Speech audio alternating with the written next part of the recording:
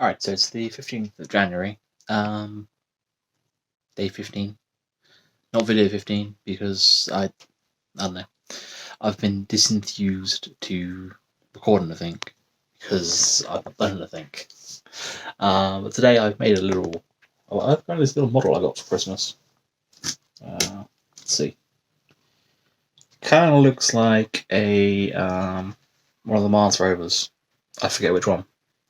I'm sure that's not not unintentional. Because looking at the other ones, you've got the lunar lander, you've got the other Mars probe that I can't remember the name of, and then I don't know, that truck I suppose is unique. Actually, it's very similar to the one in The Martian, actually, which I think is based on an actual NASA idea, or someone's official idea of a truck for on Mars. I've done a little time lapse of it. The camera ran out of battery, which is silly, really, because I could have just plugged it in and that wouldn't have happened. So that was a mistake.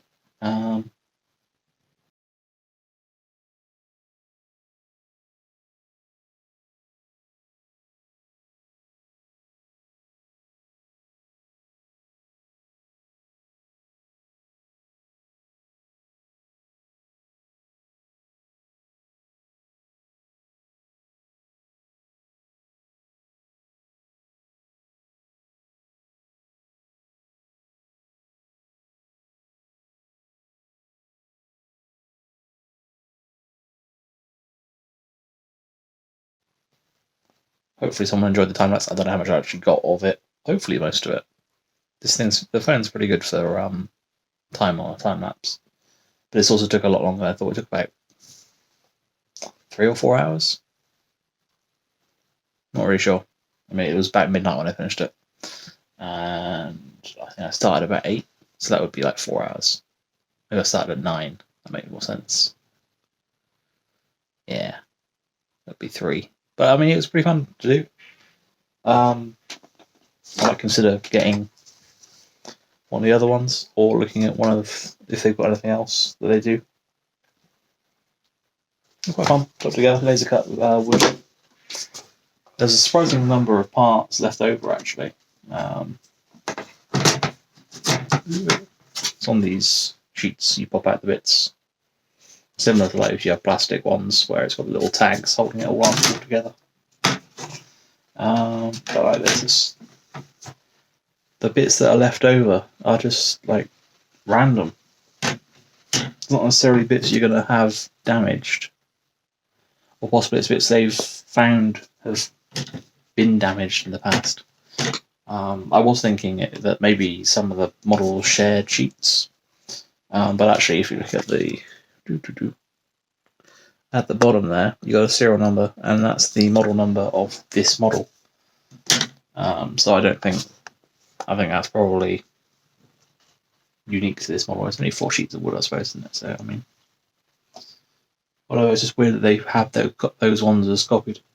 That was a nice thing. So it came with a little tool for both measuring. So there's some pictures in the book of like parts, and you can measure them against this, and it's got the measurement, or it's got a picture of the measurement. It doesn't actually have the measurement on the screen on the thing. But also this is for pushing parts in and stuff. I was struggling a bit at the beginning, and I got this, and I was like, oh yeah, that's actually quite useful. Rather than using a nail, I was using my nail a lot, and I was because it's very thin plywood, moving the camera towards me, not towards the thing. Yeah. So a few places I sort of pushed one of the layers. And they also had these little bits you build. They're not part of the model, but what they are is you've got the notch there, and you put a rod through with a little rubber plastic bit. It aligns the bit so it's the right height off the end of the rod, which is pretty smart. It's a pretty genius way of doing it without having to actually have someone measure something. There is a motor in this thing. There's a motor and drive chain underneath. in that box, and a solar panel on the back. It's not very big. So I wonder what it's going to do tomorrow. I assume it'll just sort of crawl slowly on the ground. I guess I'll see you tomorrow when I've got some sunlight to actually make it work. Yeah, that should be good. Anyway, see you tomorrow.